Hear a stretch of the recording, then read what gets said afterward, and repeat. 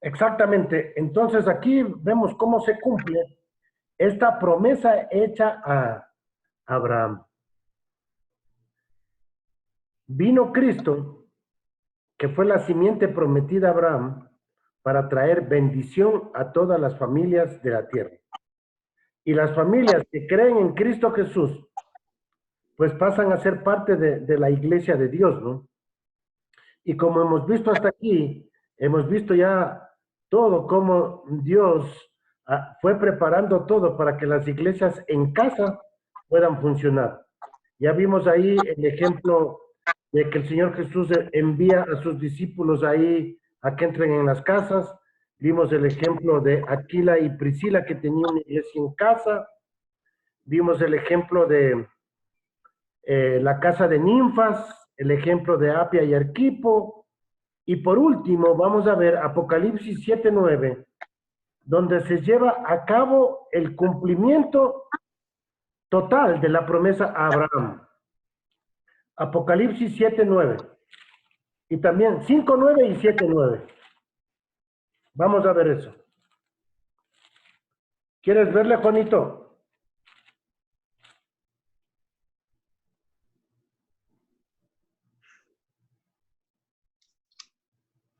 7:9 tengo. Dale. Dice, después de estas cosas miré y he aquí una gran compañía, la cual ninguno podía contar, de todas las gentes y linajes de los pueblos y lenguas, que estaban delante del trono y en la presencia del Cordero, vestidos de ropas blancas y palmas en sus manos. Entonces, gente, ¿de dónde nomás estaba ahí? De linajes y de pueblos y lenguas. Ajá, aquí yo tengo de tribus, pueblos y lenguas. Yo digo ahí, la tribu Pérez va a estar ahí, hermano. Las familias. Sí, y Apocalipsis 5:9, dice Apocalipsis 5:9, y cantaban un nuevo cántico diciendo, digno eres de tomar el libro y de abrir sus sellos, porque tú fuiste inmolado y con tu sangre nos has redimido para Dios de todo linaje, lengua y pueblo y nación. Eso es impresionante. Vemos cómo se cumple. Cuando ya llegue y estemos en la presencia del Señor, todas las familias, las tribus, los países, las naciones, las diferentes lenguas van a estar representadas allí en el cielo, hermano. Y ahí se cumple la promesa hecha a Abraham cuando Dios le dijo, mira las estrellas del cielo, así va a ser tu descendencia. Mira la arena del mar, así va a ser su descendencia. Y a esto se refiere Apocalipsis 5:9 y 7:9. Entonces, mis hermanos, vemos ahí que el plan de Dios es llevar a cabo la salvación, la redención a través de las familias, mis hermanos. Así que les animo para que con las familias que ustedes están trabajando puedan seguir adelante, evangelizar, hacer discípulos, plantar iglesias y formar líderes. Así que mis hermanos, eso es. ¿Alguna pregunta, mis hermanos? Antes de terminar nuestro tiempo.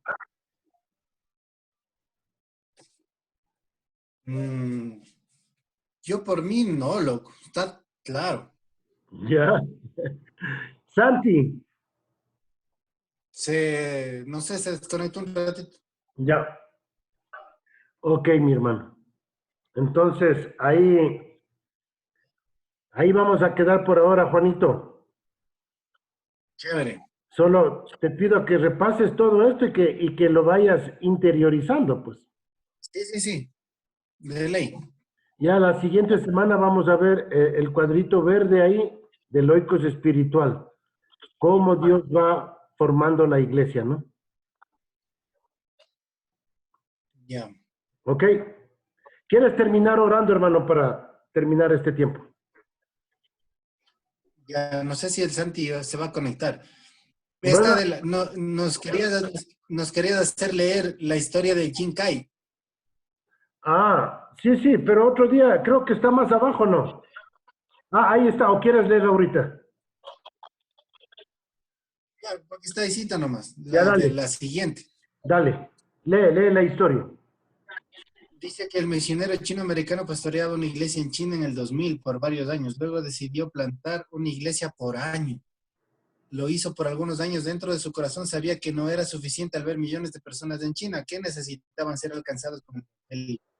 Un día mientras oraba, el Espíritu Santo puso a él una pregunta y le dijo, ¿qué es mejor, plantar una iglesia? Esto le ¿Qué, sorprendió. qué es mejor que plantar una iglesia? ¿Qué es mejor que plantar una iglesia? Claro, ¿qué es Sí. mejor que plantar? Esto le sorprendió. La respuesta fue entrenar a otros para que planten iglesias. Jin sabía que él podría entrenar a 10 o 20 personas para plantar iglesias y estaba listo para hacerlo. Pero el Espíritu Santo le hizo otra pregunta. ¿Qué es mejor que entrenar a otros a plantar iglesias? Jin estuvo perdido. El Espíritu Santo le dio una respuesta, a entrenar a otros. Y Entrenar a que ellos otros. entrenen a otros. Ajá. Esto es lo que provocó el nacimiento del T4T. entrenamiento. El entrenamiento. Eso es hacer discípulos en aquellos que hacen discípulos hasta la cuarta generación. Exacto. Es entrenar entrenadores de plantadores de iglesias. Y sí leíste la historia de Jin Kai. Claro. Sabes que yo me encontré con él en los Estados Unidos. ¿En serio? Sí, pude hablar con él. Ahí me dio su libro y todo eso. El libro es en inglés, ¿no? T4T, el que está ahí. Es entrenamiento para entrenadores. Entonces, pues yo le pregunté a él, ¿no? Entonces, le pregunté a él directamente cómo hizo este trabajo él, ¿no? Entonces dice ahí que la clave es que las personas que acepten a Cristo inmediatamente aprendan a evangelizar y a ser discípulos. Esa es la clave. No O tenemos sea, que, de una. no debemos de esperar años, ¿no? Sino que en el proceso, en el momento que aceptan a Cristo, tú ya le empiezas a enseñar cómo él puede compartir eso que entendió con otros. Y O sea, así. enseguida. Sí, sí, enseguida. Entonces, eso es lo que me dijo el Jinkai. Porque dice, si no los llevan en práctica dentro de las primeras 2 o 3 semanas, seguro se lo van a olvidar. No lo van a practicar. Y es así como inició él con 20 grupos, como dice ahí. En 7 meses tenía 327 iglesias en casa y 400 creyentes. En un año tenía 908 iglesias en casa, 12,000 creyentes. En 2 años, 3,535 iglesias en casa, 50,000 creyentes. En 3 años, tenía 9,000 iglesias en casa, 104,000 creyentes. Y en 8 años tuvo 87,000 iglesias en casa y 4 millones de creyentes. Con eso ya alcanzamos al Ecuador y algunos países de Latinoamérica, pues, hermano. Si es que fuera solamente por matemática, ¿no? Pero Claro. la clave es ser llenos del Espíritu Santo, mis hermanos. De ley. Esa es la clave. ¿Qué les parece, Chévere, mis ¿no? hermanos? Bueno, ¿qué te parece, Santi, a ti? Ya nos estábamos despidiendo cuando te desconectaste. ¿Qué te ha parecido especialmente esto que ya vimos de las iglesias aquí de la teología de los oicos? ¿Qué piensas? Que es una idea que nace en el corazón de Dios, Amén. que el Señor en su sabiduría, en su omnisciencia, tenía preparado para cuándo. Amén. Y aunque siempre esto ha estado vigente, yo creo que cobra más importancia en estos días. Amén. Y esto constituye una responsabilidad tan importante en cada creyente, porque justamente asimismo estoy yendo a la par con la Pascua, analizada, estudiada y revelada por un ministerio que se llama Querigma. Es un ¿Ya? ministerio internacional. Yo les compartí el YouTube, les compartí, no sé si lo han visto. Entonces, entre otras cosas, yo vivo convencido de que la iglesia de Cristo es una sola, Amén. aunque no ha funcionado de esa manera por muchos años. Ujú. Yo confío de que con esta prueba tremenda que está pasando la humanidad, la iglesia por fin sea una. Y yo le Amén. pido a Dios que quite a todos los pastores, que no les castigue, que no les haga daño, pero sí les retire, dejen de ser piedra de tropiezo a los pastores que predican de su mente, de su corazón, de su egoísmo, de su punto de vista, y en vez de buscar la unidad, buscan irse por su propio lado. Y esto no puede ser así. Yo vivo convencido de que la iglesia somos todos un solo cuerpo y cada uno con una función. Nosotros, por ejemplo, hablando de esto, de iglesias en casa, en el evangelismo, ¿sí? Amén. En discípulos. Otros, por ejemplo, a las 8 de la noche, todos los días yo le retransmito a quien fue mi primer líder de la iglesia que nacimos con mi familia. Ya. En cambio, es un guerrero. Él ha manejado siempre el ministerio de la guerra espiritual, Mm. al tal punto de poder cambiar muchas decisiones tomadas, muchos diagnósticos confirmados por apunte guerra. Entonces, son diferentes funciones. Y justamente en este ministerio de la revelación que yo les decía del grupo, del ministerio Querigma, ellos están viviendo la Pascua Ya. y nos han enseñado de que todo lo que está sucediendo en el mundo no tiene ningún tipo de, no es ningún hecho aislado, todo está concatenado tal cual estaba escrito en la Biblia.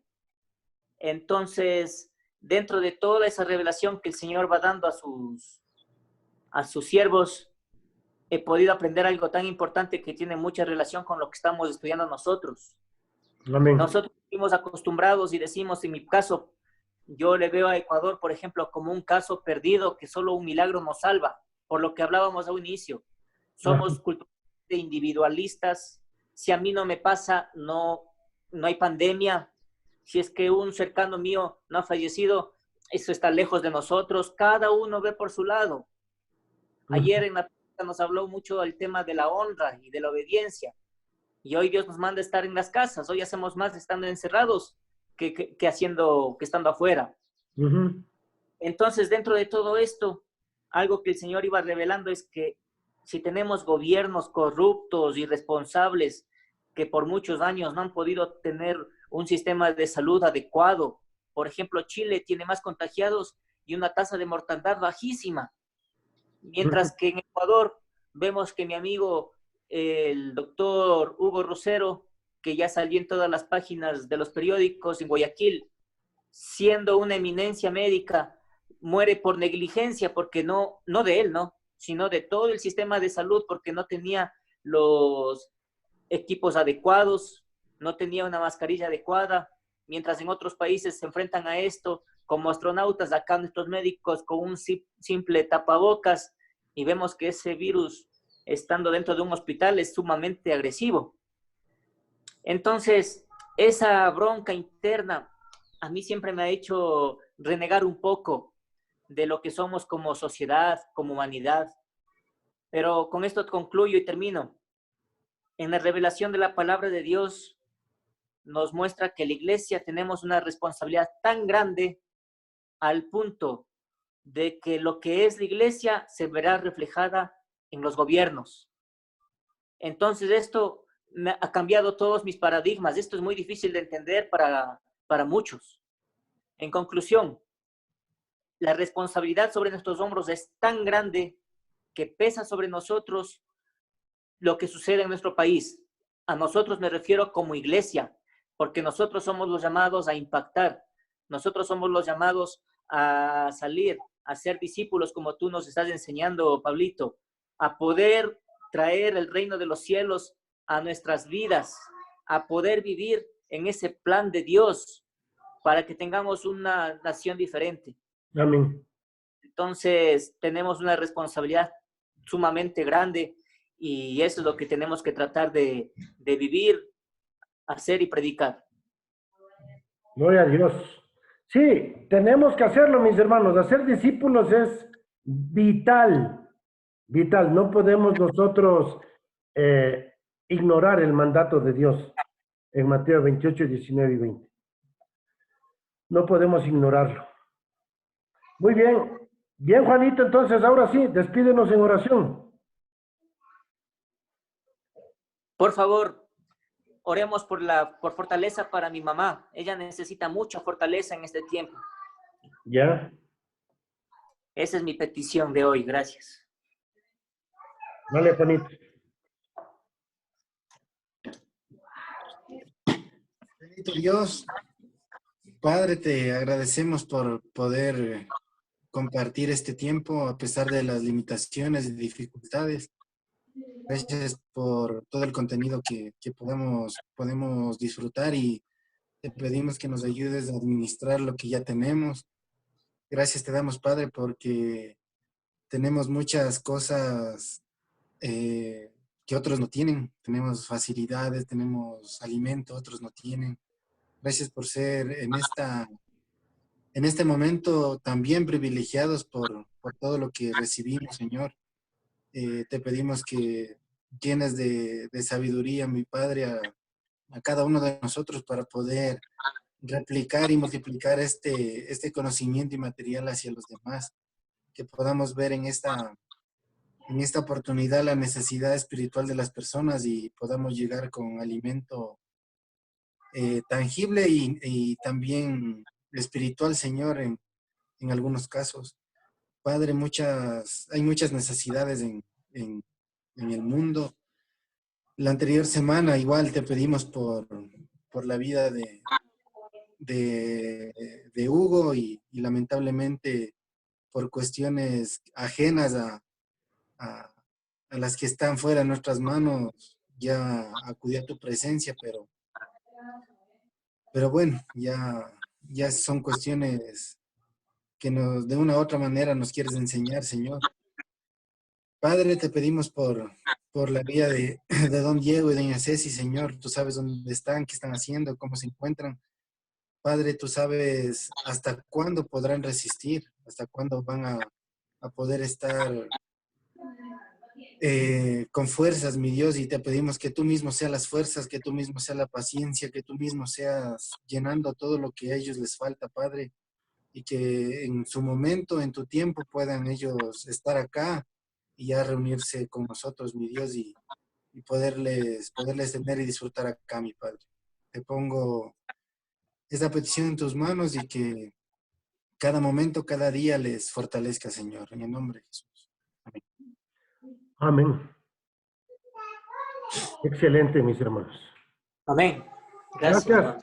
Estamos en contacto entonces, hermanos. Perfecto, bendiciones. Ahí. Mucho. Ok, Chévere, listo. loco. Chao. Buen día. Gracias.